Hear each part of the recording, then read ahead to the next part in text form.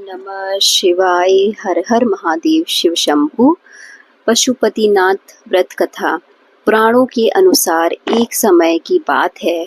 एक निर्धन ब्राह्मण और उसकी पत्नी अत्यंत दरिद्रता में जीवन यापन कर रहे थे।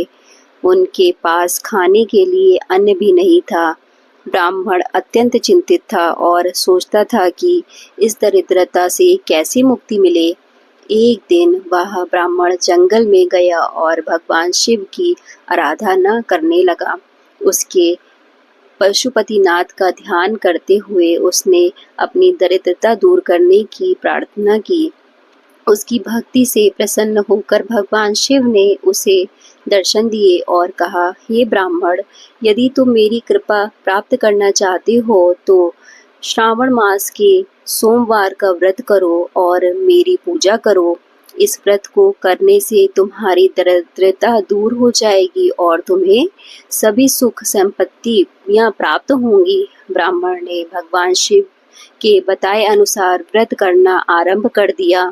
उसने पूरे श्रद्धा और नियम से श्रावण मास के सोमवार का व्रत रखा और शिव जी की पूजा की। भगवान शिव उनकी भक्ति से प्रसन्न हुए और उसे आशीर्वाद दिया। भगवान शिव की कृपा से ब्राह्मण की दरिद्रता समाप्त हो गई और उसका जीवन सुखमय हो गया।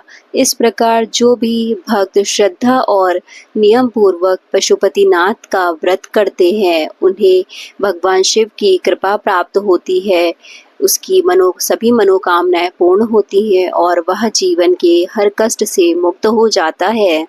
इस व्रत को रखने के कुछ खास नियम भी हैं। इस व्रत को रखने का नियम पहला, जिस सोमवार से यह व्रत रखना है उससे एक दिन पहले ब्रह्मचर्य का पालन करें। सोमवार के दिन सूर्योदय से पहले उठकर नित्य कर्मों के बाद यदि आपके घर के आसपास कोई पवित्र नदी बह रही है तो उसमें जाकर स्नान कर लें।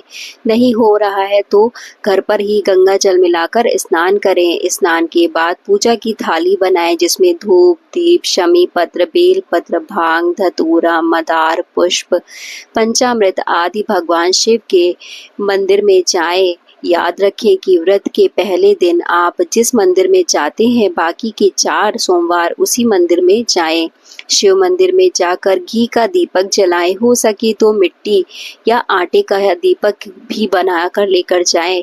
हो सके तो शिवलिंग के आसपास की जगह को अच्छे से साफ कर लें। अब सबसे पहले शिवलिंग पर जल चढ़ाएं। जल चढ़ाते समय मन ही मन में भगवान शिव के मंत्र का जाप करें। इसके बाद पंचाभिषेक यानी दूध, दही, घी, शहद और अंत में फिर से जल चढ़ाएं।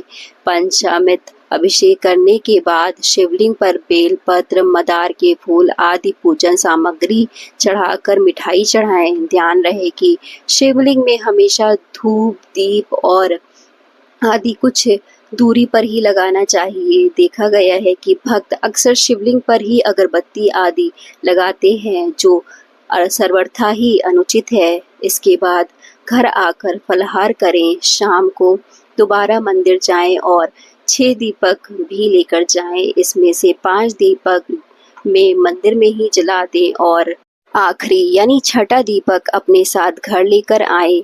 घर आकर इस दीपक को प्रवेश द्वार पर अपने दाहिने हाथ से यानी दरवाजे के दाहिने तरफ जलाएं। जो मिठाई आप मंदिर ले गए थे उसे 3 भागों में बांट लें। 2 भाग मंदिर में ही भोग लगाएं और तीसरा भाग घर में आकर भगवान शिव को अर्पित कर प्रसाद के रूप में ग्रहण करें।